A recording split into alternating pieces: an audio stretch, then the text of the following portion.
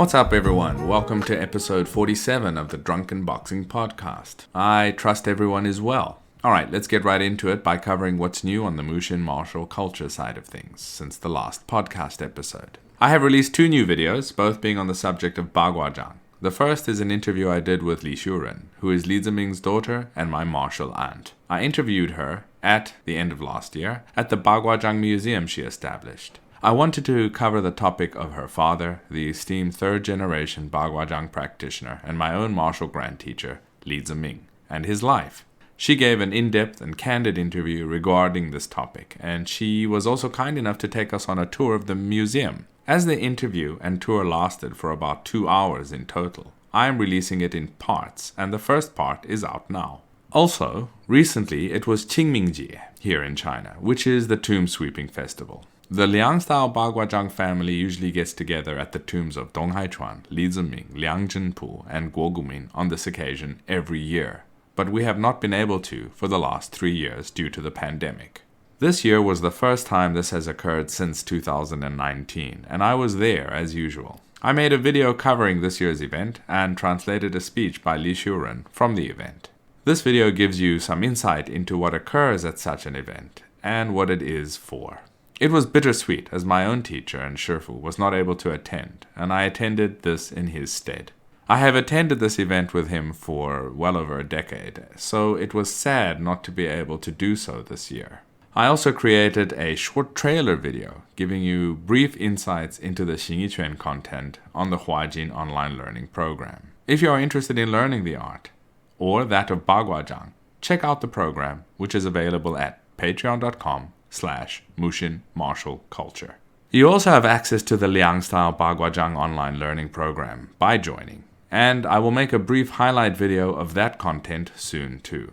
On the Patreon site, you may also find support tiers for this podcast and my other endeavors. There are 2 general support tiers, and any and all support is highly appreciated. Alright, coming up, I have quite a few projects that I am busy finalizing on the subject of Bagua Zhang and its history. Apart from continuing the Li Shuren interview, I will be producing a video on Prince Su's mansion, as well as some other interesting pieces, so do keep an eye out. Additionally, my Shifu Di Guoyong contacted me a week ago and has asked me to represent him at an upcoming Chuojiao gathering which is taking place in Hebei province next week. As some of you may know, my Shifu also studied some Chuojiao Fanziquan under the famous Wu Binlo. I'm hoping to film a bit of that event too for you guys. In other news, I have released a new poster featuring the esteemed second-generation Bagua Zhang inheritor, Yin Fu. He was Dong Haichuan's most senior disciple and the progenitor of what is classified as Yin-style Bagua Zhang. This poster is available, along with all my other merchandise, at the Mushin Martial Culture Teespring store. There is, of course, still available the Dong Haichuan poster that was recently released as well. So go on and check them out.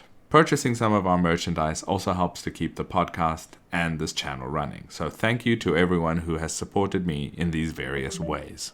Alright, let's get into today's podcast episode. My guest today is a returning guest and the creator and owner of the famed YouTube channel Monkey Steal Speech, Wain-Williams. I've been wanting to have a catch-up interview since our first podcast that was released well over a year ago, just to see how things are doing, to catch up on his endeavors, to see what is up to down in Australia, etc. This particular podcast, we discussed his recent trips to Taiwan, and he's currently releasing the last few episodes of this series. So let's get right into it. I give you Wain-Williams. Welcome back to the Drunken Boxing Podcast, Wain-Williams. How are you doing? I'm good, thank you. How are you? I'm good, thanks. You're an old friend of the podcast. You're an old friend of mine. I think the last time you were on the podcast, you were on the YouTube channel more recently, but the podcast, I think, was, 2 years ago? Yeah, it was just at the start of COVID 2020, early 2020. Oh, geez, it's been that long, huh? Yeah, I think we were in lockdown here at the time. Yeah, I think so. I think you're right. A lot has happened since then. I mean, both in terms of the world and in terms of you and your endeavors. For sure, yeah, a lot. So you're currently, where are you? So the listeners can get an idea of what's up with you. So I'm currently living in Sydney. I think when we spoke last time, I was living in Perth. I just arrived in Australia. I was doing my master's degree. I'm now in Sydney. Moved here earlier. Oh, sorry, not earlier this year. Last year now. Yeah, it's been almost a year since I'm in Sydney. And what do you think of the place in comparison? It's in some ways I say it's a lot more like Shanghai, because I mean it's like one of the big, metropolis of the world, right? It's a massive city, whereas Perth kind of was a city, but it's also kind of got this small town vibe about it. I mean, it's so remote, like out in the middle of the desert. Whereas Sydney, yeah, it's much more connected to the world. It's very multicultural. There's people from all over here. So yeah, really liking it. Oh wow, I didn't actually know Perth was considered to be in the middle of the desert. Really? Is it in the middle of the desert? Well, it's on the coast, but I mean, you only need to drive an hour or so out of the city, and you're basically just in. And it's not strictly desert. It's bush, so it's sort of like what would you call it? Semi-arid desert. Yeah, yeah. I mean, we kind of got that like in the Karoo, close to the Karoo in South Africa, where you've got like as you go from Cape Town, you hit the Karoo, and the Karoo is a desert, but just as you're getting into it, it's like dry bush, kind of just as you mentioned. Yeah, and I think that's maybe one reason why there's so many South Africans in Perth as well, is because it's quite similar climate. Oh, I thought you were going to say it's because they like bush, but... Well, that too. Okay, no, that's my corny joke for the day. There might be more. I'm not making any promises. Okay, so climate-wise, what's Sydney like? I mean, completely different? A little bit more humid, yeah. I mean, there's much more greenery. It's kind of lusher, I suppose. You prefer that? I mean, I like both, so it's kind of hard to say. Okay. Both got its own sort of charm, I guess. Sydney being it is probably the biggest city, I think, I'm not sure, in Australia. There's probably a lot more Chinese martial arts and martial arts in general there. Yeah, there's some. I don't think there's as much as there used to be. And from what I've heard, a lot of the Chinese and Vietnamese groups are more focused now on lion dance than they are necessarily on the martial side of things. But that being said, I haven't really sort of dove deeply into the martial arts scene here, so that's kind of total. Why the lion dancing? Is there money to be made? Yeah, I guess, within the Chinese and the Vietnamese communities, it's, they sort of similar in Southeast Asia, you go around the restaurants and local Asian businesses, when they're opening a new business or Chinese New Year or whatever, there's, money to be made from it and a community sort of spirit in it. Okay, very interesting. Yeah, I wouldn't have thought that was actually a staple thing of martial arts schools down there to do. But yeah, that's interesting to hear. Are you planning to go do some visiting to some of the schools and maybe do some videos? If they're willing. I know that some of them can be weird. Yeah, there was actually a couple of, just on that note, there was a couple of Chinese masters here who are supposed to be good, who have turned down my requests for interviews. So yeah, that is always a... But yeah, I do have sort of on a long list of to-do things is to explore the local Sydney martial arts scene at some point. Why did they turn down? Did they give you any reasons? No, just the usual,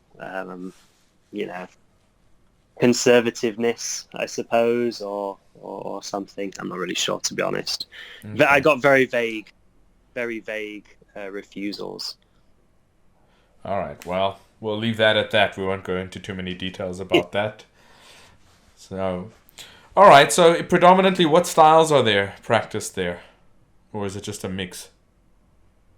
From the little bit I understand, it's mostly Cantonese stuff. Choi Lei Fut, Unga, Jiaoga. I think Southern Mantis is big in Australia as a whole, but I think that's more Brisbane. not so much here. There's Bak Mei, there's Lung Ying, which is dragon style. Right. Yeah, those are just the ones I can think of the top of my head. Okay. And mantis-wise, you haven't bumped into any other fellow insects down there, have you? I've heard of a couple of guys, but I haven't had any interaction with them. Oh, okay. Well, that would be interesting, I'm sure. I don't know how if there is any Taiji mantis there. So that would be interesting to see what exchanges you guys might have. Yeah. Yeah. Okay, well, since your China days and then you've been in Australia, that the lockdown and then things kind of opening up with the rest of the world, apart from China. China was kind of last to drop restrictions, even though they say they've dropped restrictions. I wouldn't say they're open yet because flights are still very limited, expensive, and a pain in the butt, frankly. But you've been traveling to other places. You went to, well, you can tell us where you've been going in the last couple of years. Yeah, so I've sort of turned my attention to Southeast Asia now. Obviously being so much closer and more accessible from Australia. So the first trip I did overseas since COVID was Philippines. And then I went to Malaysia, and then my last one has been to Taiwan. All right. Which isn't really Southeast Asia, but yeah. Yeah. Now, I've seen some of the content already from your first couple of trips. You went to the Philippines, you met some of the Chinese martial artists, and then you went down and saw some of their martial arts, their local martial arts that they're most famous for. But, what was it like meeting with the Chinese martial artists there? Yeah, it was quite interesting. Again, there was a big mix of people who were very, very open and then people who were very... So there was some more styles that I wanted to explore, but they didn't want to do any videos or anything. But the ones that I did get was the Wuzu Chen, the Five Ancestors Fist. Yeah. And the one master in particular, Henry Lowe, he was very, very open. We've become quite good friends since then. We still chat regularly on Facebook, and yeah, he's a very, very nice guy. Yeah, he came across as a nice guy in the videos as well, and it's nice to see that he's open about it. Like you said, you had some guys that weren't so open about it. I find that quite strange in 2023, to be honest, that people would be, so... It's not as if they're training in a cave, and not running a commercial school. Most of these people are open doors for people to come in and learn. So, it's weird to me when they're like, no, we don't want any videos or any interviews to be done. It's like, well, either you're public or you're not. It's kind of strange to me. To be fair, though, I think in some cases, some people might just be camera shy. I don't think it's necessary. It might be that they're conservative and secretive and they don't want to show things, but it might just be that they don't feel confident with their English, or they just don't feel confident on camera at all. Oh, that's a valid point. I don't know. Yeah, that's a valid point. I mean, I used to feel very awkward in public speaking places in the beginning, and of course, being on the other side of the camera is also can be daunting if you're not used to it, I suppose. So I can kind of understand that. Did you get any... Yeah, go ahead. A lot of getting... Yeah. Sorry, I was just saying it definitely takes a lot of getting used to talking on camera. But you didn't find any... what's the word? Racially based conservatism in the Philippines? I don't think so. Okay. I don't think so, because I can't say I've gone really, really deeply into the Chinese-Filipino community, but the overall feeling I get is that the sense of Chinese identity is, I don't know if eroded is quite the right word, but maybe that sounds a little bit strong, but I think, they're much more integrated into mainstream Filipino society. They're not quite so sort of, it's not like, say, Chinese in Malaysia or somewhere like that, where they're all speaking their own language, they're practicing their own customs completely. It's much more mixed. Okay, that's interesting. So yeah, they've been basically, I wouldn't say corroded, maybe it's assimilated into Filipino life, basically. Similar, yeah, I think a better word Yeah, yeah. that I was looking.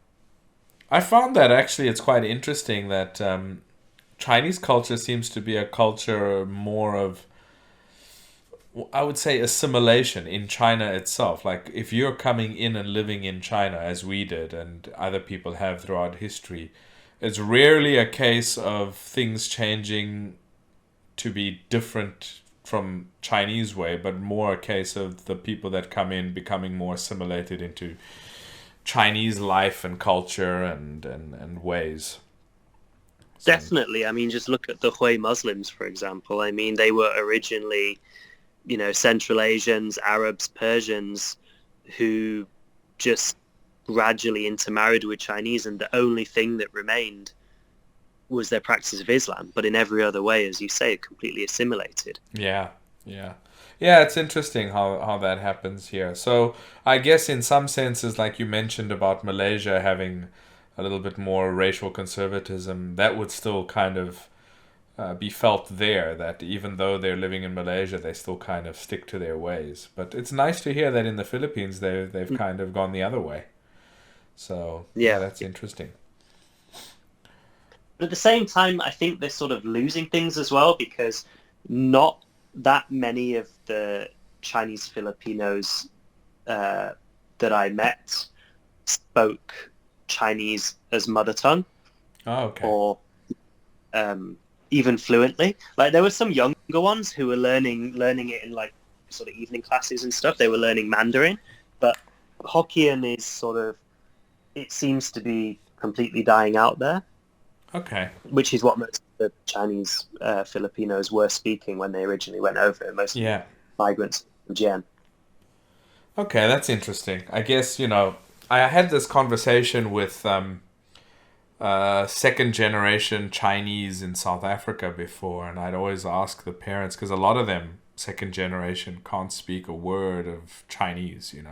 But their Mm. parents or their third generation, their grandparents can. And I remember like a bunch of my friends growing up when I would go and, visit with their families and whatever, I'd ask their parents, like, why didn't you teach your kids Chinese? And they're like, well, we were, you know, foreigners in a new country and we wanted our kids to become as quickly as possible local so they could have better advantages, and so we wanted them to speak better English and be more like the local people were, just for their opportunities in their future.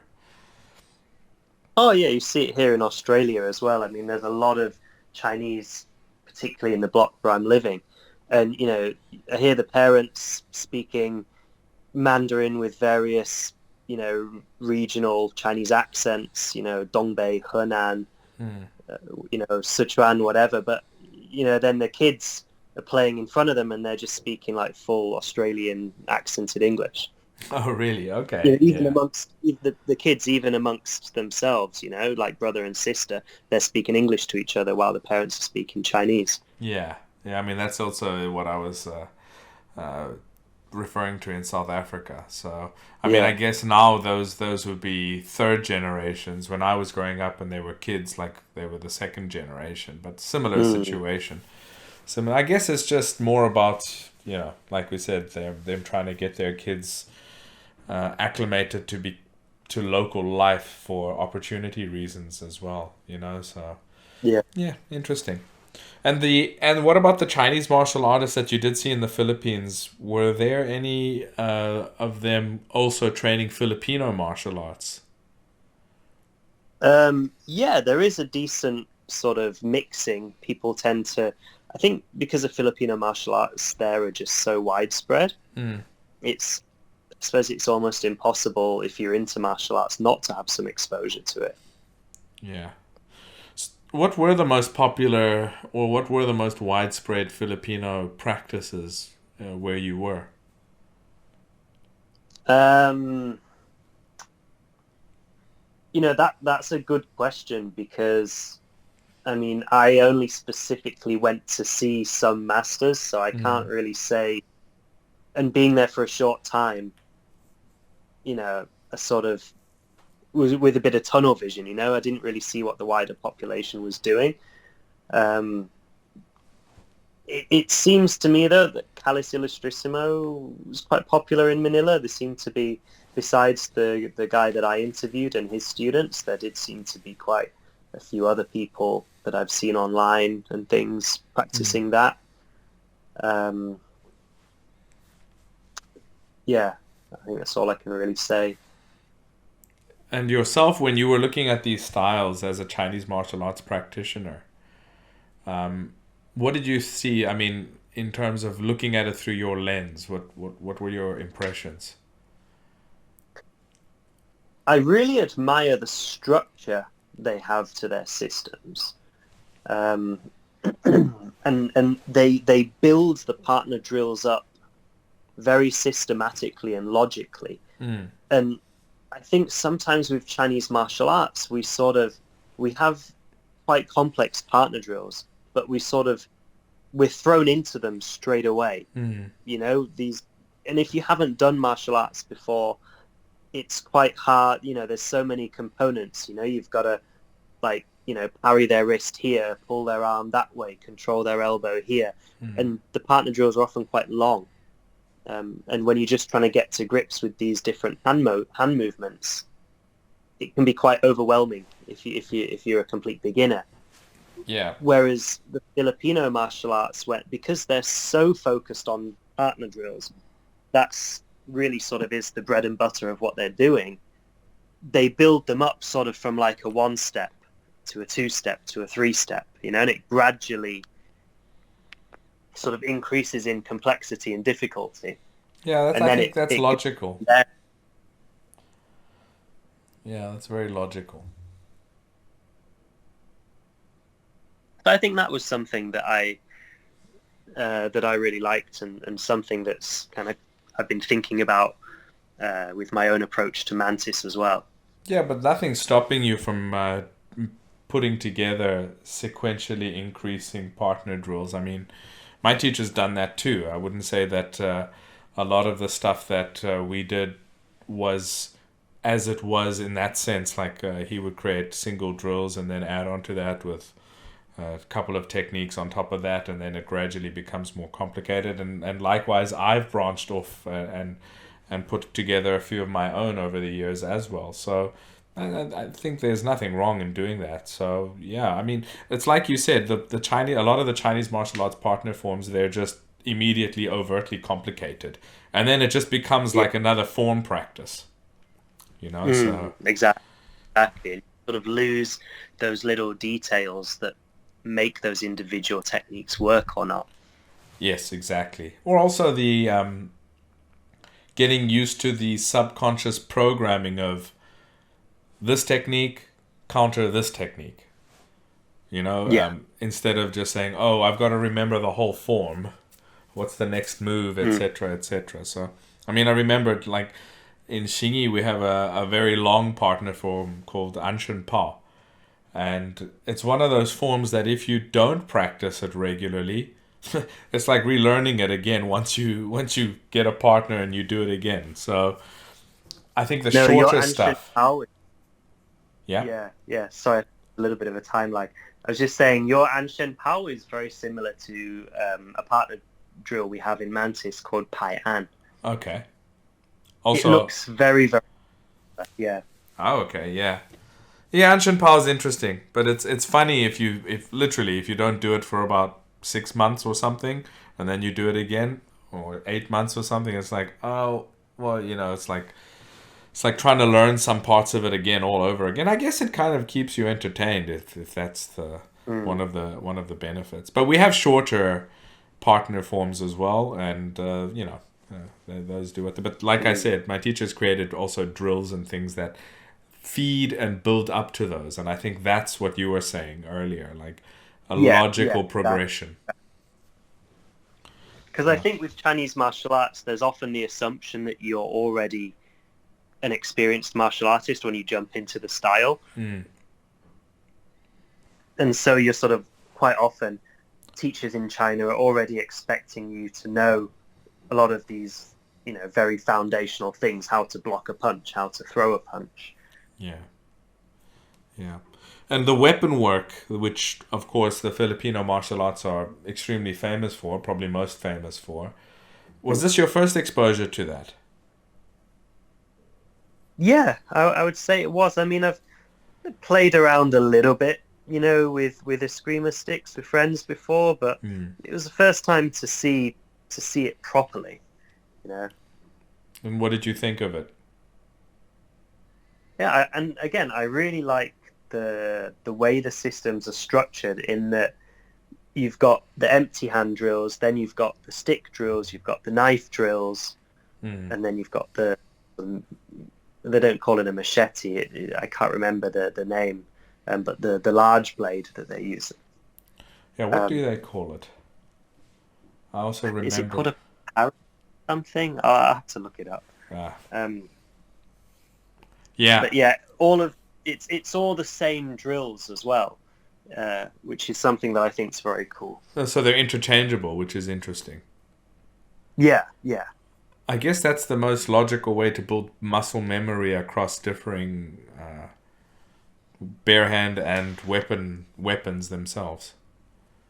Is that they There's all? some big difference with the distancing, and I guess I wasn't really with them long enough to really understand how they overcome that issue. But it was just something I thought about sort of afterwards in hindsight, Oh, because right. obviously every hand or a small knife, you're gonna have to be quite a lot closer than with a stick or a blade. Yeah. Did you see any like analogs or similarities to weapon work you've done in Chinese martial arts? Yeah, I mean it's quite similar to a lot of the stuff that you're doing with the Dao, the Yeah. broadsword saber, right? It's a lot of the hacking, cleaving, wrapping the head, Yeah. the liao, the upward motion. A lot of the basic components are the same, but they're not using as aggressive sort of forward charging footwork as we use in Chinese martial arts. But at least the actual cuts and things were very similar. Yeah, I mean that's it. That's why we can look at martial arts from a wide variety of places, and if your martial art has no similarity to any other martial art, it doesn't matter which country it's from, then there's something wrong with your martial art, because these are just, extrapolations on basic human movements that are fitting to weapon and human form, for example, or bare For hand and sure. human form. Yeah. Actually, just in the my upcoming Taiwan series, Yeah. one of the videos I just finished editing yesterday that's going to go up the Saturday after we're recording this. I'm not sure when you're going to publish this, but anyway, it's coming soon. And the guy said in the interview, quite interestingly, he said, if you take away the cultural elements, Chinese martial arts is the same as MMA. Or well, he just said Boji, just combatives. Combat. Yeah. Yeah, and it should So, be, right? And it should be. yeah. That's how it should be. That's why I find it quite weird when people are saying, "No, in this style we use our hips only like this, and it's the complete opposite in this other style." And I'm like, "No, there can't be complete opposite. I mean, there's got to be similarities. Otherwise, there's something wrong, you know?" There's of course nuances for different styles, but if you're saying Taiji's this body mechanic part is completely different from Bagua's, then I'm like, no, there's probably something wrong with your learning. There's got to be similarities with the, because I'm not a big fan of trying to say, well, like that whole classification of internal and external, for example, in one, but I prefer to just think of things as refined levels of refinement. You could say something is not as refined, and that's true. Different martial arts in certain aspects are not as refined as others, and etc. So, but there would probably be at least a kernel of that same thing, even in the unrefined version, and it doesn't matter if what It's part of the what body. people put Yeah. on, and then it evolves towards that emphasis. Yeah, exactly. All right, so then you went on to. Oh well, actually, I wanted to ask you about the smoking sticks guy that you saw in the Philippines, because I quite liked the videos that he was putting out there. So, do they have a reputation for being very fast? That's supposedly where he got his nickname from. I think he told me that it was when he was at a seminar. Hmm. I can't remember if he said America or Australia, but he was wherever it was. He was teaching a seminar, and it was just somebody commented, "Wow, you're so fast! It's like your sticks are smoking," and then the name kind of just stuck. Oh, okay. All right, that's interesting.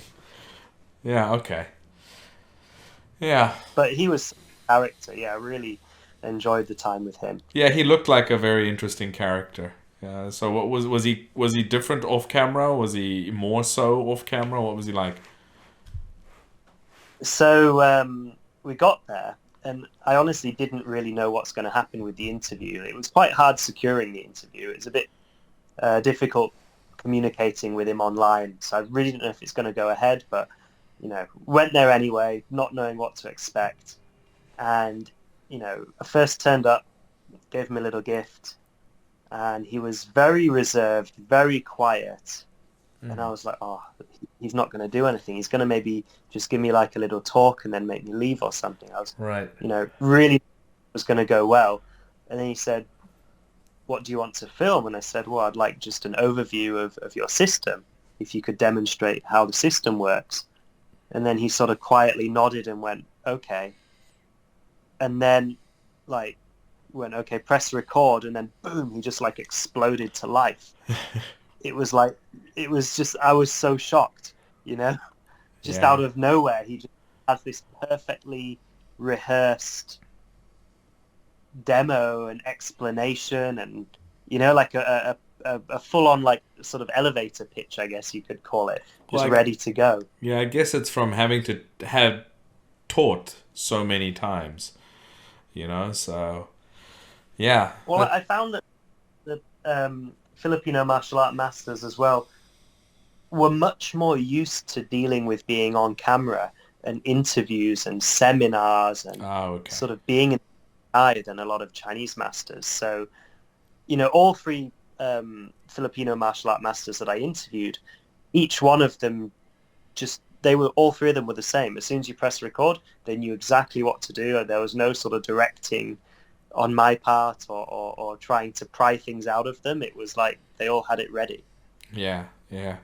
Yeah, he did really present a lot. He was very open in his presentation as well. So that was nice to see. So yeah, I quite like those episodes, and I see they're probably the most popular episodes of that Philippine series of yours. Well, actually, the smoking sticks, yeah, his video is actually the most watched video on my channel out of Oh, anything. okay. Well, there you go. There Yeah. you go. What do you think caused that? I didn't think there was such an interest in Filipino martial arts online. I have no idea. Sometimes I think with YouTube, it really just is a lottery of Okay. just how they send your videos out to and whether those people are going to engage with them or not. So yeah, it's like you got the 777 on that one then, huh? So yeah, Yeah. just hope to get them on more videos. Yeah. All right. So then from the Philippines you went on to Malaysia, and was Yeah, that a Malaysia, big contrast, like completely different? to different to the Philippines, you mean? Yeah, yeah. Yes and no. Um, I mean, it's a more developed country. Yeah. So infrastructure-wise, it was a lot easier to get around and things like that. But I mean, still being Southeast Asia, it's quite similar in vibe, I suppose. Yeah. Yeah, I mean in terms of country-wise, I've never been to the Philippines. I've been to Malaysia quite a few times. I've been to KL many times, and I've been to Penang once or twice. I've been to Malacca as well. Oh, where else? I'd really, Yeah, I've been quite a few places. I'm probably forgetting about a few places. Where were you for this series? This series was purely in Penang. Oh, purely in Penang. Okay. Yeah, that has the largest Chinese population, or at least I guess the largest ratio of ethnic Chinese. So Hmm. that was kind of my main interest. And would that be where you'd probably find the most Chinese martial arts as well?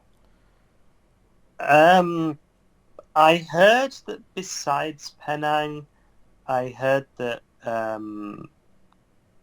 Cebu uh, in Sarawak State or Sabah Mm. State, but on Borneo, on the other island. I Okay. heard that there's a lot there as well, Well, but yeah. that's a lot more difficult to fly to from Australia. Really? Why? It's like, yeah, I looked at it. It's like almost 24 hours because you have to transit so many times. You have to Oh, connect in really? like Singapore and KL, and yeah, there's no direct flights there. Well, maybe something for the future. Sounds interesting, though. Yeah, Yeah. it's also on my to-do list. So, what? Where were you? Who were the people that you had planned to go see? Were there people that you had planned to see that it didn't happen? Um, There was only one interview that didn't go ahead in Malaysia. hmm. There was a guy who was teaching Taizu Chuan, the Fujian Taizu Chuan. Hmm. It was quite sad because I was really looking forward to meeting him. And he used to teach actually in a temple, which I thought was really cool. I mean, it'd be like Oh a kung yeah. fu movie. But unfortunately, he got dengue fever. Oh jeez. Yeah, so he was in hospital. So That's so common yeah, there. that. Oh, it is. Yeah, yeah. I remember every time I'm there, you just see the signs everywhere about dengue, beware of dengue, and I was like, how am I gonna stop it? You know what I mean? I don't know. There's mosquitoes everywhere there. There's not much you can. There's nothing you can do. You get bitten, you got what's carrying it, you got it. What are you gonna do? Yeah. Yeah, I mean, I had it when I went to. Not, no, I didn't have dengue, but I had a similar situation when I went to the Congo once. And they have malaria Well, all over the place. But, when you're flying uh, there, nobody gave me any, pre warning, like start taking, anti malarial stuff or whatever. yeah, you have to take it several days before Yeah, you go into. exactly. So yeah, when I was there, it was too late. Well, then again, when I landed there and I flew from Beijing, so it was a very long flight. And I went to the Congo embassy, got the visa in a hurry. And again, they didn't tell me you needed to have yellow fever vaccinations up to date Ah, to go in. So I have had yellow fever vaccinations before, but when I lived in Brazil, so that was you know, geez, going on to 40 years ago. But anyway, and mm. so it's not valid anymore. And I landed at the airport in Congo, and they were like, show us your yellow fever certification. I said, what? I don't have a yellow fever vaccine. Go to that room over there. Went to that room over there. Dingiest, nastiest looking room I've been in a long time, with a nurse standing there with a syringe, and I was like, what are you going to do? He's like, I'm going to give you a vaccine. I was like, no, you're not. You're absolutely not sticking that in my arm. And you probably didn't see her take it out of a packet either. Nothing. I So saw nothing. And I think that was all deliberate. That was all deliberate because I think this happens more often than not.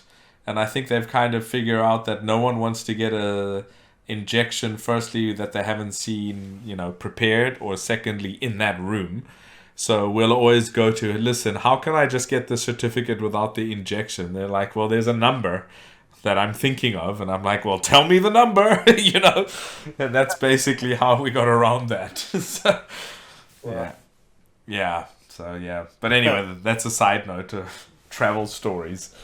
But yeah, so who are the people that you went to see in Malaysia? I mean, you were pretty excited. I remember us talking about that. You were quite excited to go on the Malaysian Yeah. trip.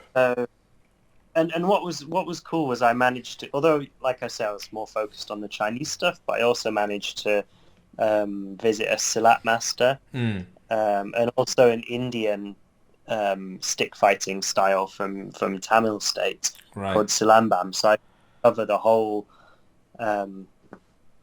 sort of from each of the main ethnic groups of Malaysia. Very cool. So that was. But on the Chinese side, so there's the main, I would say one of the most widely practiced styles in Malaysia, Singapore, and Indonesia, which is it's Sekosam Shaolin. Yeah. Which is a style that only seems to exist there, and it's named after this guy's. I mean, I can't pronounce like Hokkien properly, but Sekosam was his name, Shuguo Shen in Mandarin. Okay. He was a Buddhist monk from Fujian province who'd gone around Southeast Asia and taught this style. When was that? There's black and white photos of him, and I met two people who'd actually trained under him. So, in the 20th century, I think from what I understand, he went over there sort of maybe in the 30s or 40s or so, and he was teaching. I think he was teaching right up to the 60s or 70s. Don't quote me on the dates though. Okay. Because the term Shaolin it's such a broad term for so many styles that it could be anything, So, what were the contents of their system? Interestingly enough, and I discussed this with Master Ong, who was the main guy that I interviewed there, and he helped me arrange a lot of interviews. Sort of thinking that it's a mix of some kind of Fujian Luohan Chuan. Okay. With a bit of some kind of Ho Chuan, like monkey style, also some kind of Fujian monkey style. And so it sounds like a derivative of Wuzu Chuan. It does if you say it like that, but it doesn't really look like Wuzu Chuan. Okay. But he was saying that there's an influence of some kind of style from Zhejiang province. But I don't know what the style was. He just said something from Zhejiang. Interesting.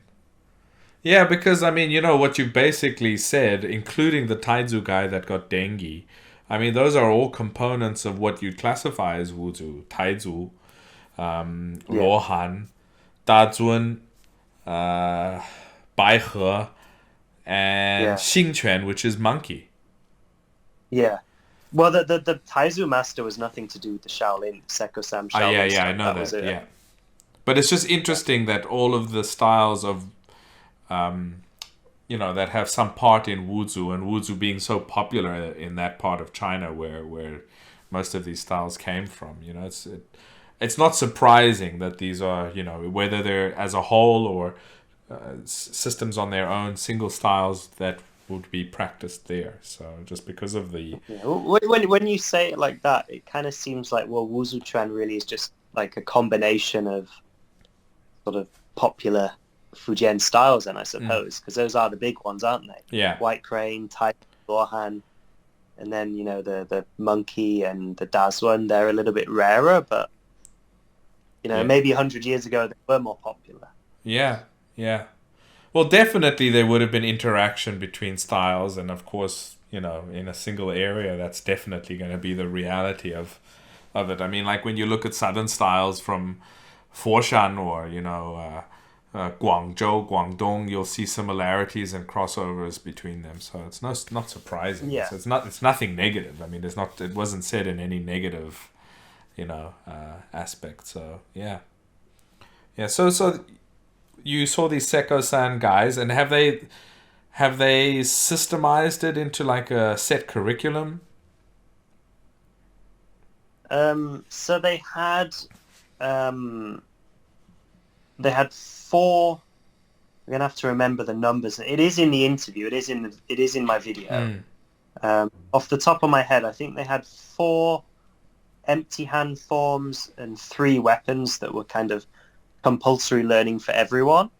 Okay. And then people would go specialize in things. But it seemed like there was a massive system of forms, but you just kind of picked and chose which ones you wanted. So it's quite eclectic, probably, the whole system. Yeah. And it seems like, I suppose maybe less so now, but more so like back in the day was a lot of body conditioning. That was a big focus of their training, was just making your body absolutely solid. Mm. You know, and like a couple of the older generation guys that I met, and you can see it in the video, you know, one of the guys is 88 years old and he just casually walks up to a bag of iron shot and just hits it with all different parts of his hand, his forearm, you know, absolutely nothing. That's great. I mean, even for old age health, apart from the martial applications, it's good because it makes your bones denser. And as you get older, bone Yeah. density is a big problem. And that's what usually, if an injury occurs, it's usually a broken bone. Then you need a pin put through it, and then the surgery and the recovery is when old people usually, don't make it. So Yeah, exactly. It's very sort of under discussed yeah.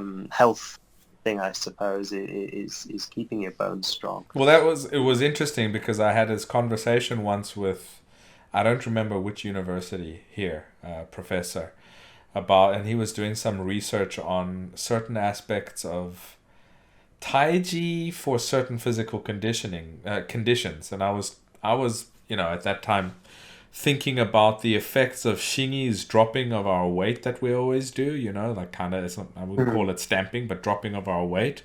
And I would be really interested to track the progression of the bone density in the legs of a brand new beginner in Xingyi, and then track it over, like 3 years to see if there's any, what effect it has on the bone density of Xingyi Oh, practitioners. yeah, and I suppose a lot of the northern styles that are using similar, I mean, Mantis, Baji, they're all sort of using that same thing. And also, I think a lot of the low squatting stances over time probably are going to have some effect on your bone density as well. Yeah. Just taking that load. Yeah. Well, I mean, when old people, particularly menopausal women, and here we go with the health corner. When menopausal women get diagnosed with osteoporosis, one of the first things that a doctor will say is like light weights, but doing exercise that incorporates some sort of weights with resistance, because the weights and the resistance pulling on the bone make the bone form dense, become denser. So Yeah. definitely, slow stances where your muscles are being utilized will definitely increase bone density. So yeah. So who else did you go and see in Malaysia, and what standout moments did you have there? Both So there was positive and also negative, so you could say whatever you want. there was also the Chuga or Zhujia in Mandarin, the Zhu family boxing. Okay. And this is something I didn't quite understand, was that there was two completely different styles, completely unrelated, both called Zhuga.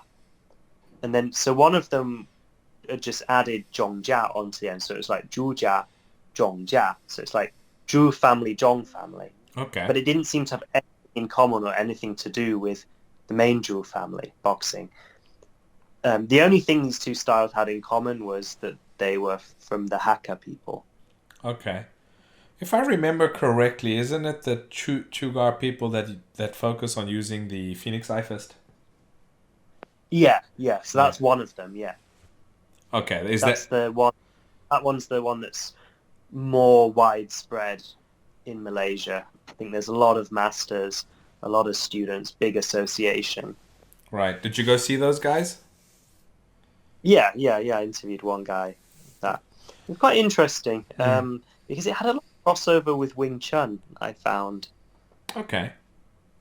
In what sense? So that was quite interesting. The centerline concept, a lot of the hand shapes, a lot of the stances. I mean, the forms were completely different to Wing Chun forms, but when you broke down and looked at the applications, if you took away that Phoenix Eye punch, replaced it with a sort of regular Wing Chun chain punch, you could mistake it for Wing Chun if you just sort of walked in the class halfway through. Right. Did they talk at all, or did you see at all how they condition that Phoenix Eye Fist? I didn't see any of that. No. I'm assuming they must have some way of doing it, but Yeah. they didn't make anything there. Yeah, interesting.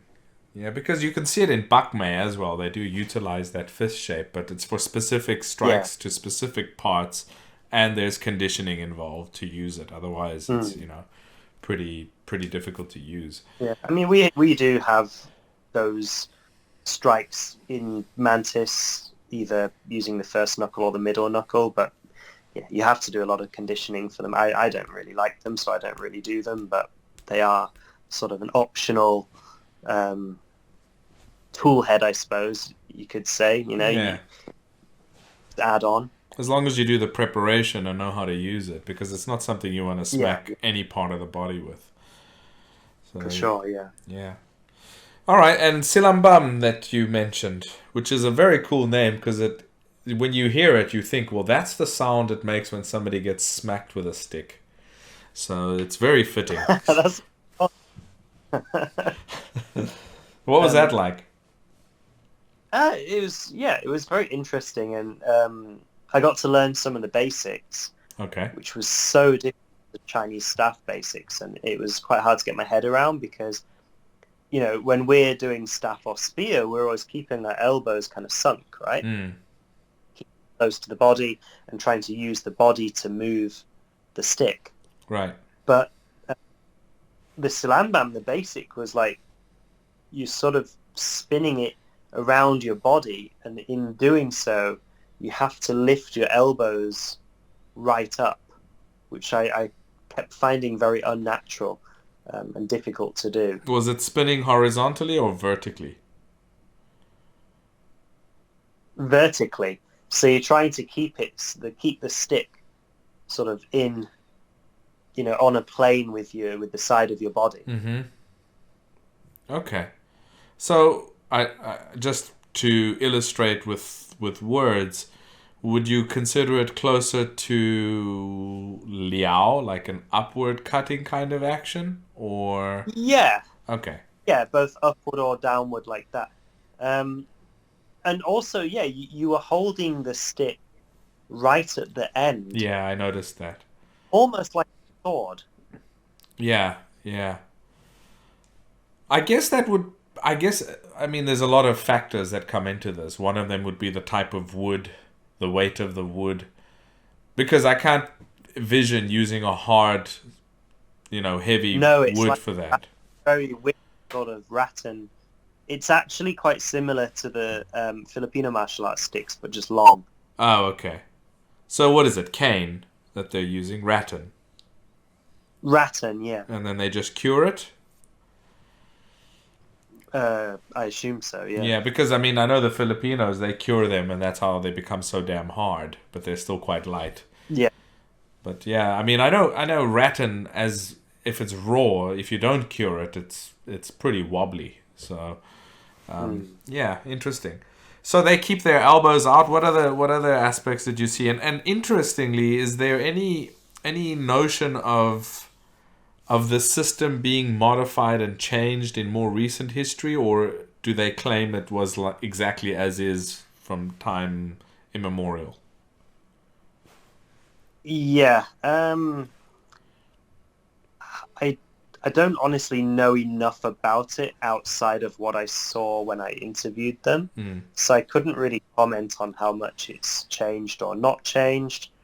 When I asked about the history, the Silambam being in Malaysia had come from this one certain guy who they were sort of talking about as if he was the founder of the system, but then at the same time they were saying that the system goes back to being like over 10,000 years old and that it coming from not Shiva, but one of the Hindu gods. Yeah.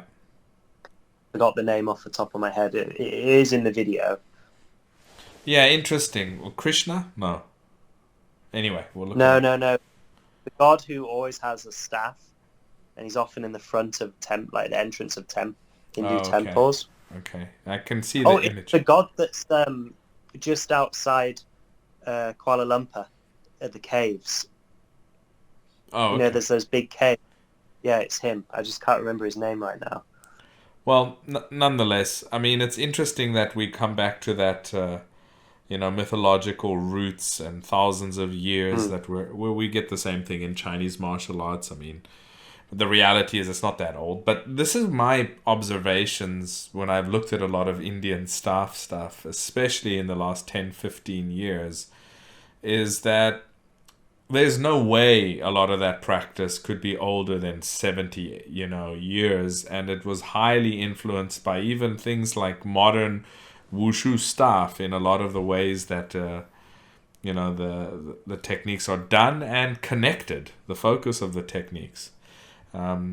Definitely, definitely, yeah. And my friend Anish, who is a calorie practitioner, has said exactly the same thing as well. Oh, That really? it's, there is old material, but there's a lot of changing going on Yeah. in modern times and trying to popularize it. Yeah, that makes sense in terms of the flash appeal, because there's a lot of like Yeah, continuous techniques that they do that you really don't want to do those things strung like that. The same problem occurs in like modern wushu sport with a lot of the staff performances. There's just no practical value in chaining those techniques together the way they're chained together. So I mean, sport aside, this is claiming to be, thousands of years old and, obviously utilitarian, so it's supposed to be something functional. And I just think, okay, well, that's just the giveaway right there, that it's not really that yeah, old, and it has been influenced and changed and affected by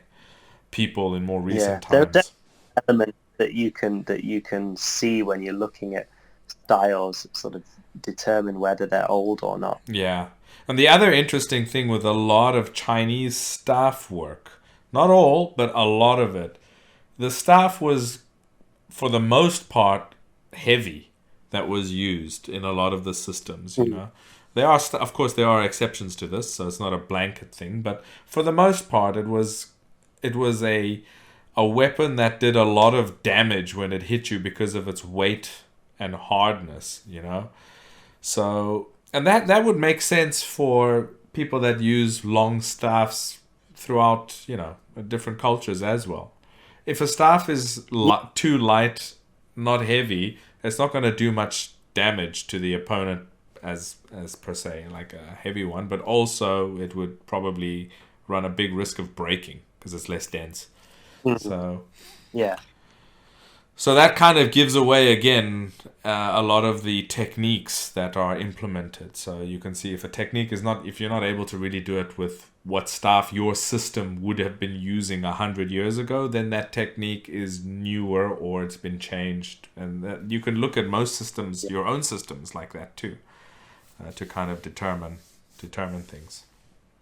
But just on that note, the other style that I'd explored in Malaysia, Silat. Right. This was something that was quite difficult to get my head around because from what I've seen of Silat, not just from this interview, but I've explored it previously in Singapore and I've seen quite a few videos online as well and spoken to quite a few people about it.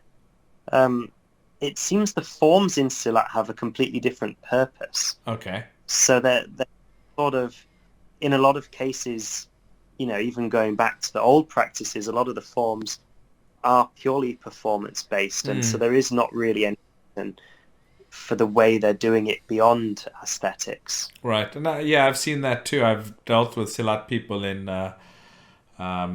Indonesia, and Yeah, yeah.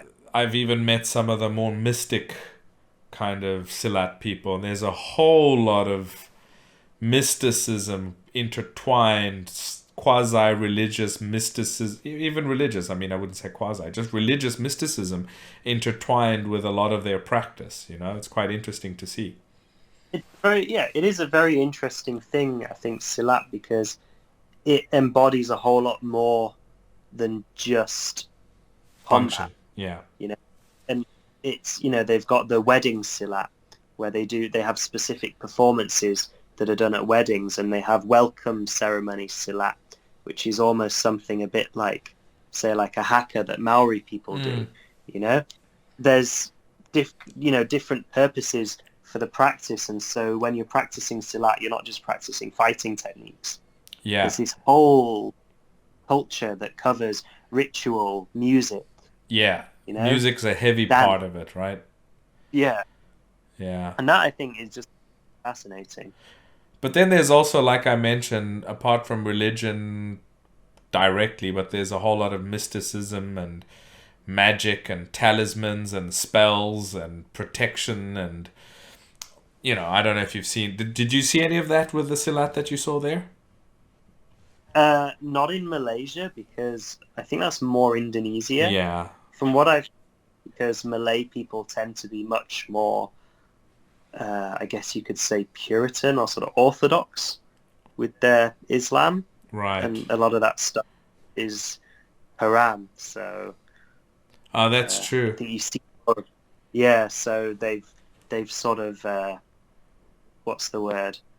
Like, washed it out, I guess you could say, in the Malay Silat, but I think you see a lot more of it in Indonesia. Yeah, I mean, I remember dealing with a guy that was selling... I went to a Chris shop in Indonesia, and the shop owner was reading a newspaper, and I was looking at, you know, some of the Chris that he had there for sale, and he didn't look up at me.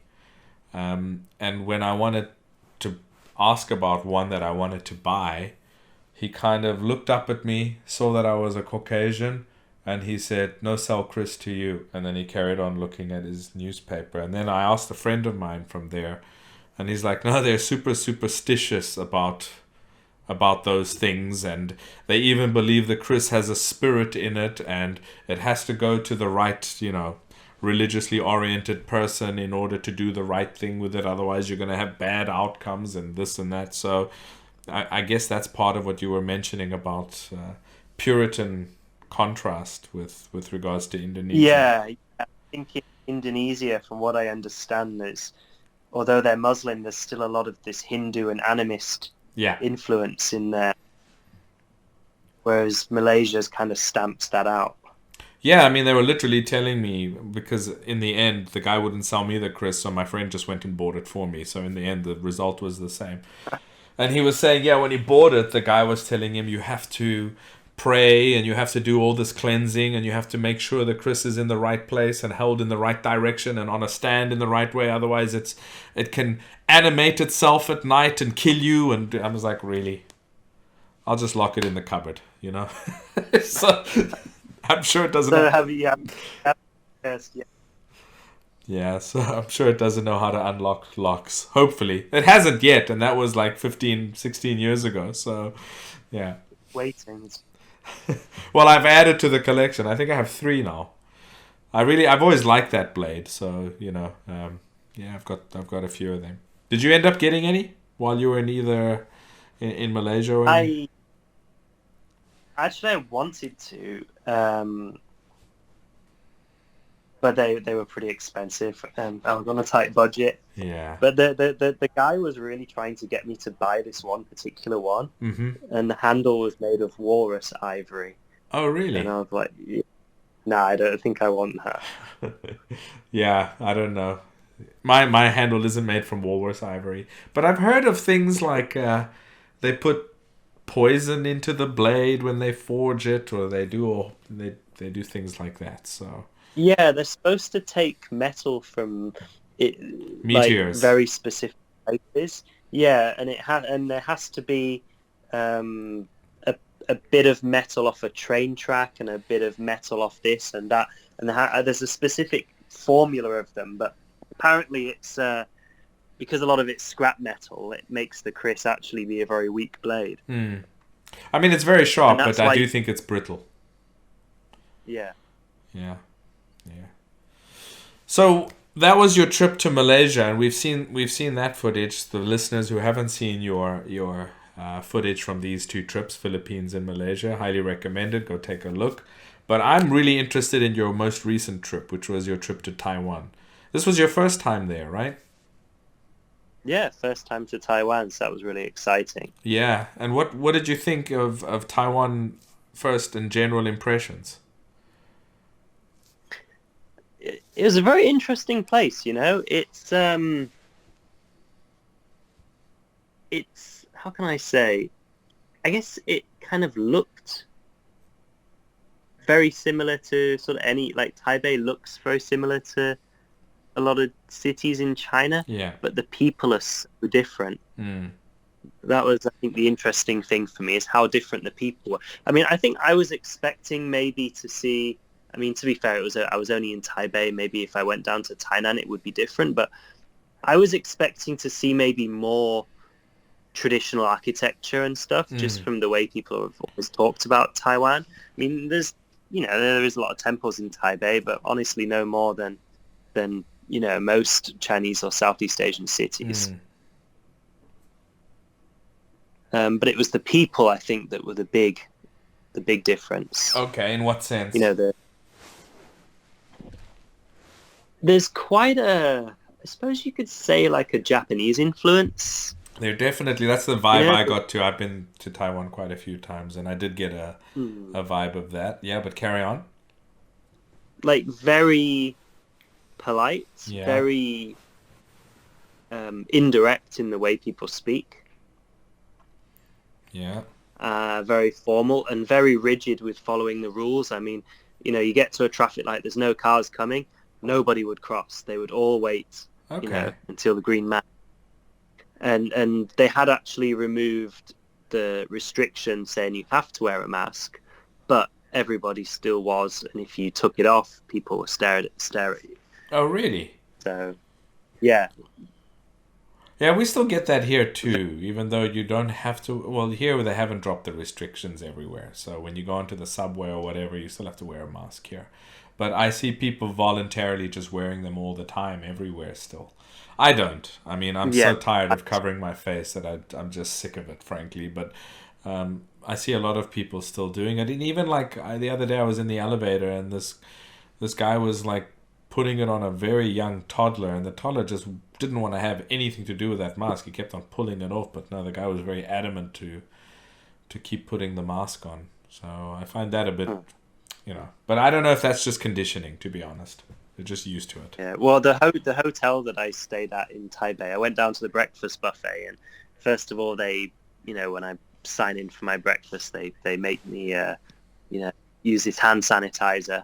Oh, really? They're like, oh, Qing Xiao, and they make me put my hand under the thing, spray my hands, and I go up to the breakfast buffet, and they've got these disposable plastic gloves, and I just didn't pick them up. My hands have just been sanitized. I hate wasting plastic. Yeah. It's one of my pet peeves.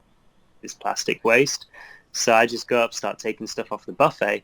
This waitress comes up and makes me put these gloves on. Oh, man. Yeah, I think it's going to be a while before people kind of stop with the old habits of excessiveness with regards to COVID precautions. So that's just going to take a while. Oh, but yeah, every time I go back to Asia for these trips, it's still very much on people's minds there. Yeah. I mean, I was just out of Beijing, as you know. I was in a few places, and when I was in New York, it was like in Flushing, where I was staying, which is mostly Chinese. People are still wearing a lot of masks in the streets and whatever, but outside of that, no one was really, wearing them. So it's quite a contrast. Yeah. Where were you in Taiwan for this trip? Were you in Taipei the whole time? Just Taipei, yeah. I was a bit limited for time, so I did really want to go down to the south, but I decided to save that for another time. Yeah, I mean, why not? You should go see each place properly, I suppose. Exactly. Yeah, it was better to go deeper into one place than try to spread myself too thin. Yeah. And which people did you see? I mean, you hit the ground running, if I remember. You had already gone to, I think one of your first days, you already went to the Lion bookstore. Yeah, I had an overnight flight, so I arrived at, I got to the hotel at 6 a.m., and then I went to the Lion bookstore and filmed my first interview at 10 a.m. You must have felt wonderful. Yeah. That was a pretty long day as well, so I didn't have any time to sort of... You can never sleep on an overnight flight, right? So it completely system up. Yeah, I love that bookstore, by the way. Every time I go to Taipei, I make sure to go there and just browse and buy a couple of things. There's always great stuff there. Yeah, it's a really good bookstore, and Liu Kangyi's a really knowledgeable guy. It's Yeah. great to chat to. And many times I've been in the bookstore, and while I'm there, just on the side, people are practicing something, you know? He's got... Oh, really? Yeah, I've had it a couple of times. I saw... I think a couple of times that I went there were guys doing some form of Zhanzhuang. I don't recall off the top of my head what it was. It was a while ago. But I do remember they were doing Zhanzhuang. Like two of them. Or him and one other person. So, I guess it's a living martial arts bookstore as opposed to just a bookstore. So. Yeah. Yeah. What did he show you? I mean, you've still got episodes coming out, right? So I know. Yeah. So, he showed me his collection of old manuscripts, his various trempu. I only included one in the video that I'm going to release, which is an old copy of the Bubishi. I've which got is that the one. Okinawa manual. Yeah. He published it. So. Yeah. So we looked through. He showed me the original old one. He actually gifted me a copy of the book. Oh, it's a great book. There's two in Chinese and one's in English. Oh, okay. That he published. I didn't. When I bought this, it was only Chinese. I didn't see an English one. Yeah, So. he had someone translate it, but they also contributed. It's a little bit different to the Chinese one, I think. I haven't read them yet, but he said to me the guy added some of his own research in there, so the English one's got some slightly different stuff from what I understand. Okay. Yeah. It's quite an interesting manual. Why did you choose to only include that? Just because honestly, that was the one he talked about for the longest, and I suppose it's the one that I was most curious about. I mean, he had an old Mantis manual as well, but I feel like, at least for myself, I've seen that manual so many times already. It wasn't anything new and fresh. Oh, okay. So you have seen, copies of that manual. What was the manual? Yeah. The Shaolin Yibo Zhenchuan. Oh, okay. The authentic transmission of Shaolin. Yeah. It's the oldest written work on Mantis, although it's not really got anything to do with Shaolin, so I don't know why it's called that. Well, like I said, that word is put on so many things that unless you're looking at it, it could be anything. Yeah. So, his was an original. Yeah. It was, I'm going to say probably 18th century or so. Oh, that's very cool. I mean, he must have some valuable stuff. I mean, that stuff that he's got there must be worth, a pretty penny. Least. He's got all. Yeah, he also showed us one on Changjiaquan from Henan. Chang's stuff. He had one there that he said he went to great lengths to get when he actually went to the Changnaijiu's ancestral village. Oh, wow. Because he China himself and goes around, collecting these and buying them. I wonder what that cost him. And I'm guessing. Because when they see you coming, you know what they're like. So like, oh, he's come this far for this. This must be valuable. So I'm going to really jack up the price. So, yeah. But he's a smart guy. He knows. I guess he's pretty clear on what he's willing to part with for. And he's doing and he's tidying them up. He's adding his own annotations and his own research, and then he's publishing them. So I think, it's a great work that he's doing. Well, actually, it's ironic, but while I was away, there was a book that I wanted from his book that somebody at home here ordered for me. So when I got back, it was sitting here on my desk, and I'm quite happy about that. Oh, nice. So yeah, it's just a collected history on the Zhonghua Wushi like the Chinese Warrior Society. So it's got excerpts from, gazettes and newspapers and things like that, and added information from different points. Because it's quite an interesting, period of history and an association.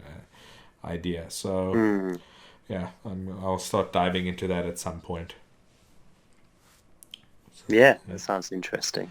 Yeah, and then who else did you go and see there? Were there people that you didn't manage to see that you wanted to see? Yeah, there was a couple of interviews I couldn't get.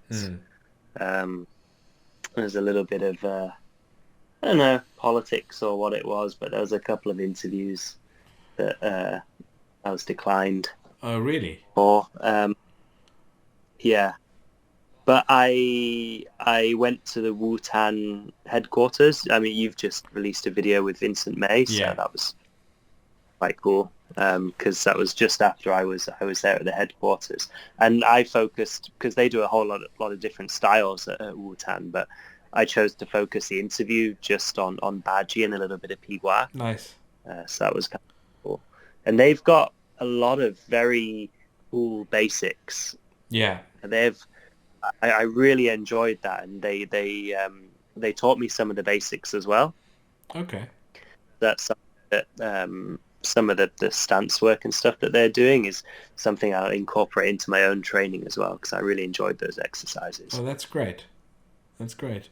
Yeah, I quite like it still looks like it's an association that's going strong, which is nice to see because the decline of traditional martial arts in general and Chinese martial arts specifically with the younger generation is, it's no laughing matter. So it was quite nice to see that this was still going, relatively strong from what I can see. So yeah, it is very, very strong in Taiwan. Did they have regular formal classes at the location you were at? I mean, how does it work? I mean, yeah, they're so that was like the headquarters, and then they have a lot of branches, both in Taiwan and then overseas. Yeah.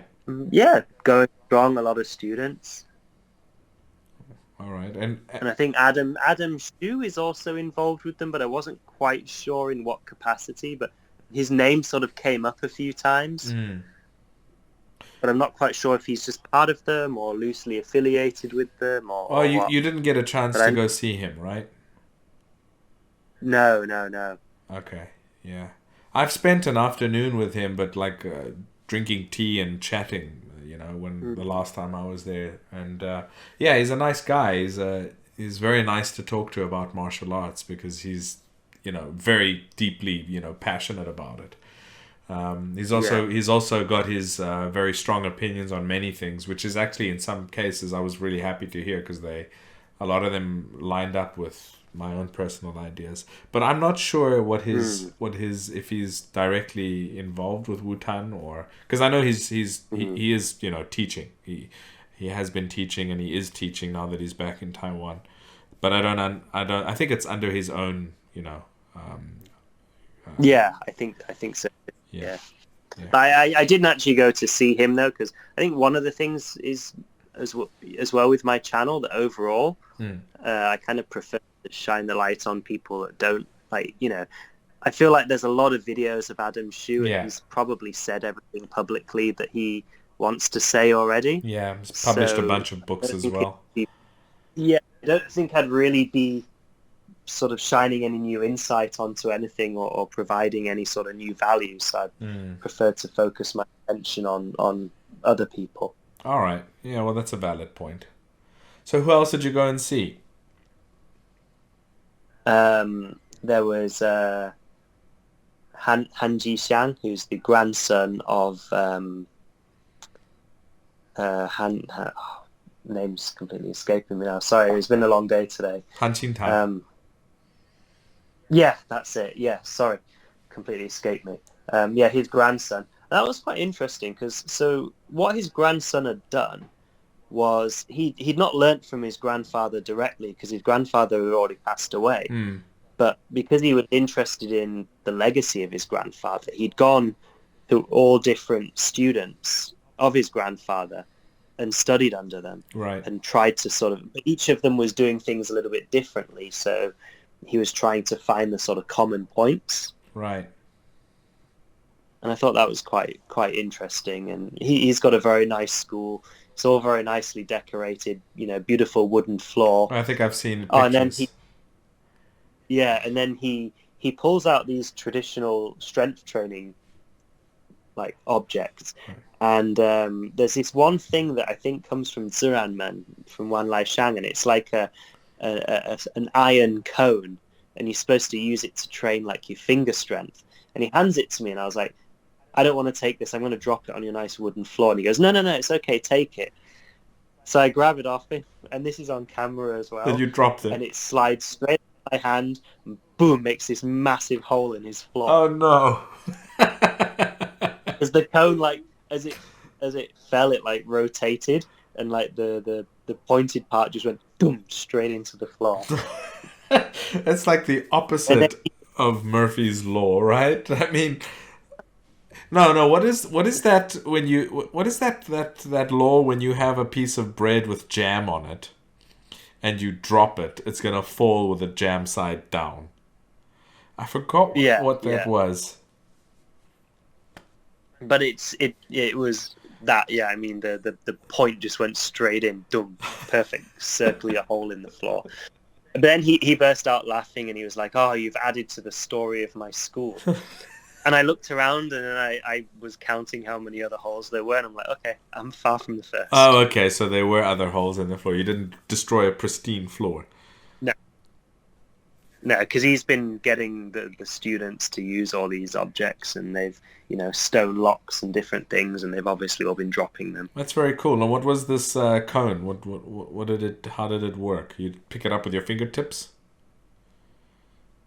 Yeah, just like the sort of you do like long fist and stuff. You have that sort of hooked hand. Yeah. Like in the Dan Bier and things. See. It was just for so you pick it up from the pointed end, and obviously don't let it drop.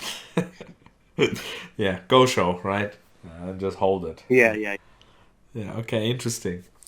So he's keen on that kind of stuff, like traditional strength training and stuff too.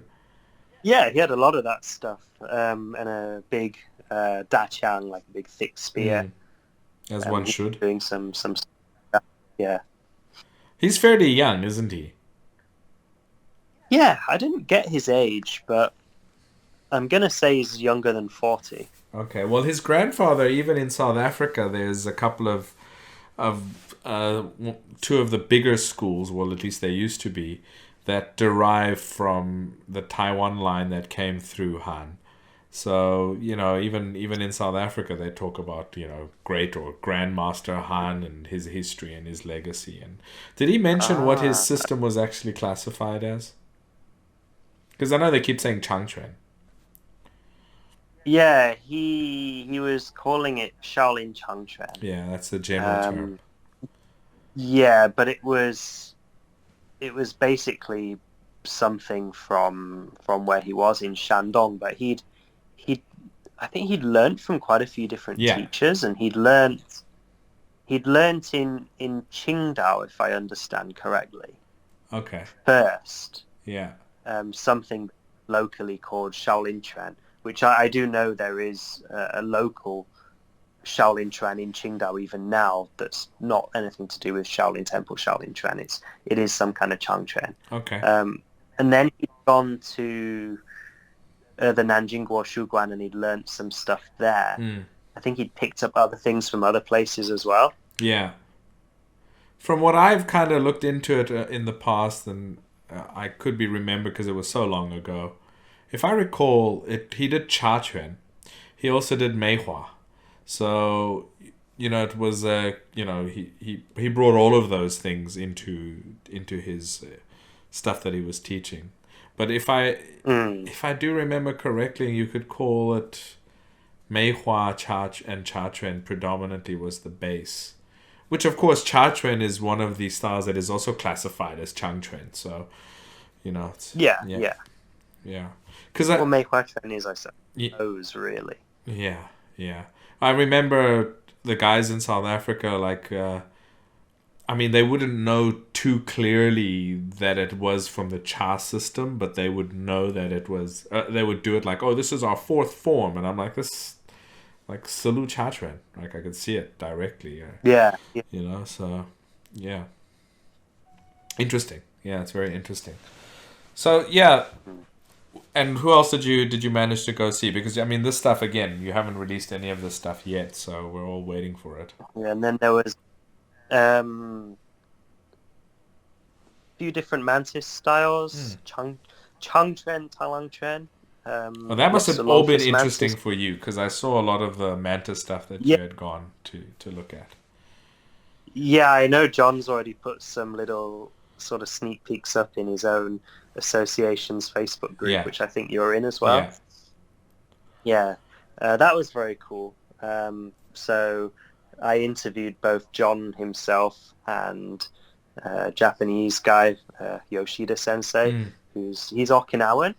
He's actually very high up in Goju Ryu and different Okinawan systems, but he's been living in Taiwan for years, and he has a Japanese restaurant there. Oh, that's awesome! And he lived in the school with Gao Daosheng and trained with him for a very long time. So the interview was kind of divided between both Yoshida and John, and they were sort of taking it in turns to smack me up. So that was a good one. And they got a lot of very cool footwork things, how they use the hooking and the trapping and sort of pinching with the knees, to control your stance. Well, that's very cool. Yeah, looking forward to that. Yeah. And there was the 8-step mantis, Babu Tanglang. And I think that's the hardest someone's ever hit me in my entire life. Oh, really? The guy's just talking about this shoulder cowl. Yeah. And just all of a sudden, out of nowhere, as he's talking, he just drops down and goes bang and slams his shoulder right into my ribs. And I'm there like I couldn't talk, like knocking straight out of me. Yeah, that's not the kind of thing you want to do as like a surprise to someone. I mean, no, definitely not. But hey, it looks good. It looks good. So people like to see me being hit. So I was warned beforehand as well. Like, this guy is very heavy-handed, and I was like, oh yeah, it's okay. Everyone's heavy-handed in China. I'm used to it. Yeah, that was a little bit more heavy than I'm used to. Yeah, I mean, cow is something that you could do some serious damage when the guy's expecting it. Never mind if you just surprise him with it. I mean... Yeah, and there was like a sort of concrete bench behind where we were, so I was a bit, afraid if he's going to do something again. I was this kind of nightmarish image of me like falling back and smacking the back of my head on this bench. Oh, no. Yeah, that would So I was being very careful where to position myself when he's showing stuff. Yeah. Well, what is Babu Tanglang? I mean, if you want to give the listeners a bit of which is 8-step mantis. Yeah. So the history itself is a little bit contentious. The usual sort of martial politics, I suppose. Yeah, it wouldn't be Chinese martial arts without a bit of drama. So most styles of Meihua mantis or Taiji mantis are coming down through Zhang Hualong. Yeah. He was sort of one of the main figures of mantis, in the development of mantis. So the 8-step mantis story is that Zhang Hualong created this new system that mixed Bagua that he picked up from Gongbao Tian, Tongbei that he picked up from somebody up in Dalian when he spent time teaching there, and some Xingyi. I don't know who the Xingyi came from. So supposedly he took these styles and he mixed them with mantis, but he only taught this to this one person called Feng Huangyi. Okay. And then Feng Huangyi taught Wei Xiaotang. Wei Xiaotang is the guy who went to Taiwan. The thing that's a bit contentious with the story, though, is no one knows who this Feng Huangyi is. He doesn't seem to really appear in any record or anything. He's just like a name. The usual. Yeah. And, nobody else under Zhang Hualong's line, including his own family members, such as his nephew, Li Kunshan, who also went to Taiwan. And I met Zhang Hualong's great-grandson as well in Yantai. But none of them recognize the 8-step. They're saying that no, Zhang Hualong had nothing to do with 8-step. So That's where it's a little bit Oh, that's contentious. interesting. So it could have just been a subsequent person that compiled it and then just attributed it to him. Well, a lot of people wonder if it was Wei Xiaotang's own creation. Yeah, I mean, that kind of would make sense. Yeah, that's what I lean towards. Not that that takes anything away from the style. No, not at I all. mean, It's not a negative thing. I know, in Chinese, or Wei Xiaotang. yeah, you know what it's Yeah. like in Chinese culture that, you can't attribute it to yourself because that's just wrong. Yeah. So doesn't take away from it. But why did he name it Babu? I did ask about that, and Master Zhang said that there was these 8 steps. It's mostly to do with sort of dodging, and honestly, it was steps that we sort of got in Mantis anyway. And he even said the same. He was like, "Look, my Mantis really is the same as your Mantis. We just have different forms." Okay. And he's like, we have this Bagua influence, the Xingyi influence, and the Tongwei influence, and whatever. But ultimately, when it really comes down to it, we're doing the same thing. Yeah, that's it. So he had a very sort of realistic attitude, I think. Very very pragmatic attitude with that. Right. Was that all the Mantis people that you saw in Taiwan this time? Oh, there was a 6 Harmony Mantis guy, but he didn't show a huge amount. 6 Harmony is So that quite was sort of quite a like a different type of mantis, no? Yeah, it's very much like a hybrid of. I'm not sure if it's like say Xingyi or Xingyi Liuhe, something like that, sort of mixed with Mantis. It's so it's almost completely its own style. Yeah.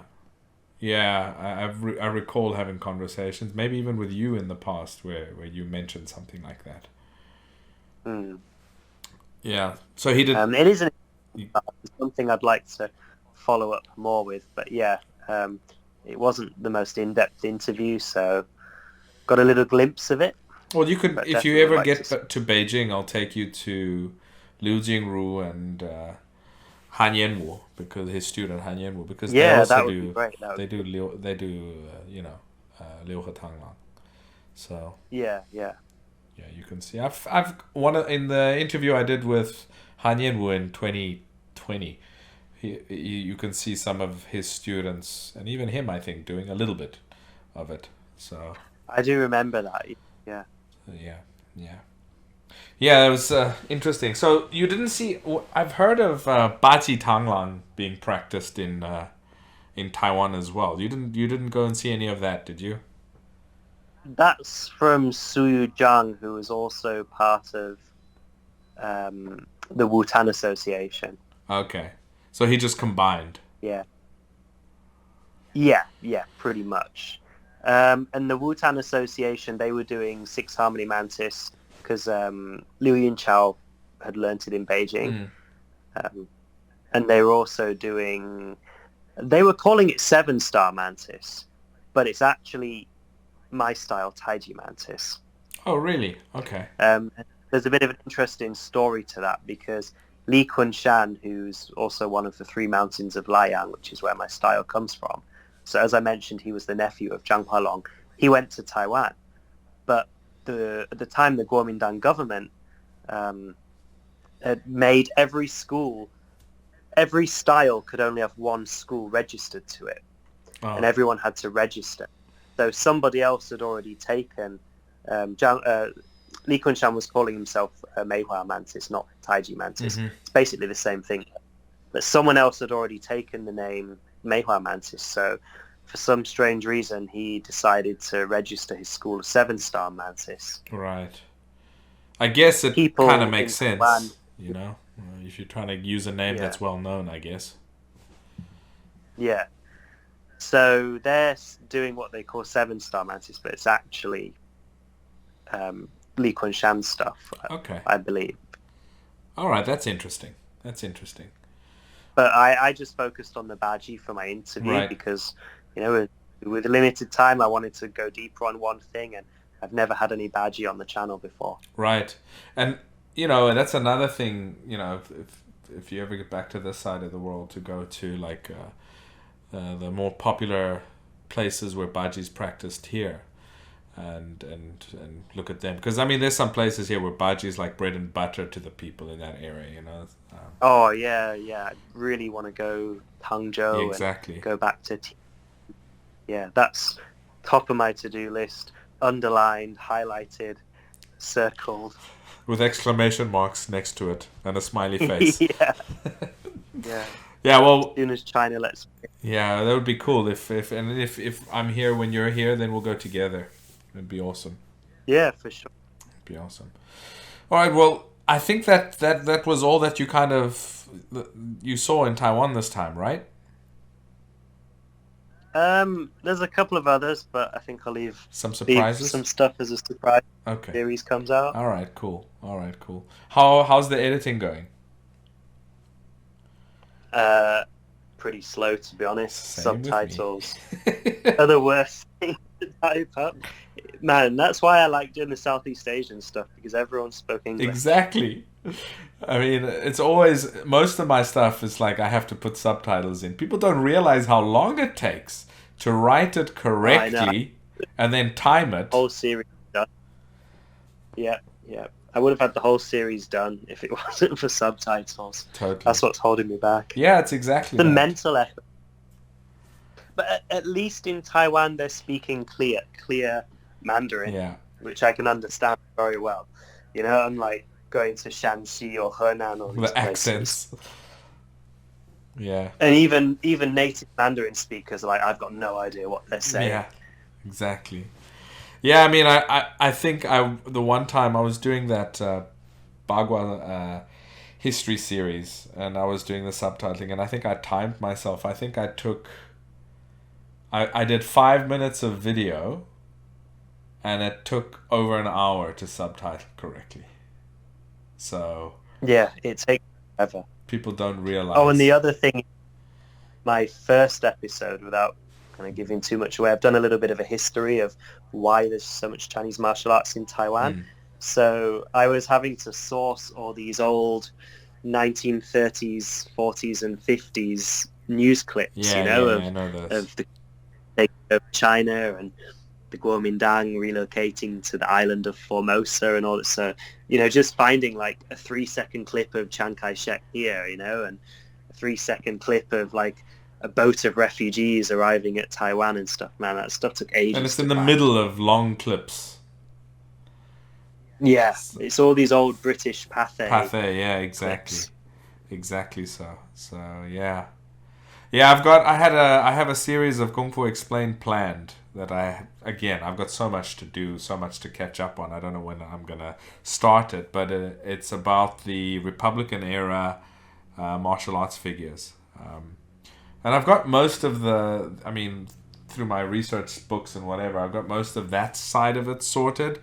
I've just got to put it together in terms of what I want to present, and then look for all the supporting videos, and that's going to take I don't know how long. It's just like you want to clone yourself, because there's just no way to do all of this, and still live a normal life. It's like if there was just some way that you could like get your brain to instantly produce, get it out of your head and exactly into the computer or paper or whatever. Exactly. So anyway, well, we're looking forward to your Taiwan series. So that's coming soon, and yeah, where's your next trip? I'm thinking Hong Kong, but I'm not sure when. Oh, okay. So the Monkey Steals Peach Fund is run dry. Taiwan was the monkey has no more peaches. Yeah. The monkey, no more monkey peaches. Might have to steal a car. Yeah. But yeah, once there's enough, I'll start looking into Hong Kong. I've already started gathering some contacts and things there, but it's just a case of when. Right. All right, cool. Well, let's see. In the meantime, we'll watch your other stuff. And yeah, those of the listeners that haven't heard Will's origin story, they can listen to the first podcast with him in it. This one was more of a catch-up on what he's been busy with and what he's been focusing on recently. So Anyway, it was good hearing some of your adventures, and yeah, look forward to what you produce. Yeah, well, thank you for listening to me ramble for 2 hours. Well, it's not 2 hours yet, so it's okay. It's still manageable. All right, well, you have a good rest of your evening, and we'll chat soon. Yeah, you too. Thank you. All right, bye-bye. Bye.